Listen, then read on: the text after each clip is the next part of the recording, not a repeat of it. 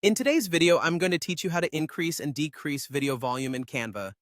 Whether you're working on a presentation or enhancing content for your social media, managing audio levels in Canva is a highly useful skill. Let's dive right in and explore how you can easily adjust the volume on your videos. First, you'll want to open Canva and log into your account if you haven't already. Once you're logged in, you'll find yourself on the dashboard. This is essentially your creative workspace where you can see all your projects, both past and present. From here, you have a couple of options. If you're starting fresh, you'll click on the Create button. However, in today's tutorial, we'll be focusing on how to adjust volume levels on a video within an existing design, so we'll head over to Recent Designs. This handy feature allows you to jump straight back into projects you've been working on with just a click.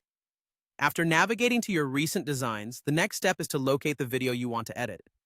Look through your design elements and click directly on the video clip you intend to adjust. Clicking on the video allows you to access the specific editing options and tools available for that element in your design. Now, with the video selected, you'll notice a series of options appear on your toolbar. Keep an eye out for the volume control icon, which resembles a small speaker symbol. Go ahead and click on this volume icon, which will bring up the volume adjustment features. It's worth noting that this feature is user-friendly and intuitive, making it easy to modify the audio levels to suit your needs.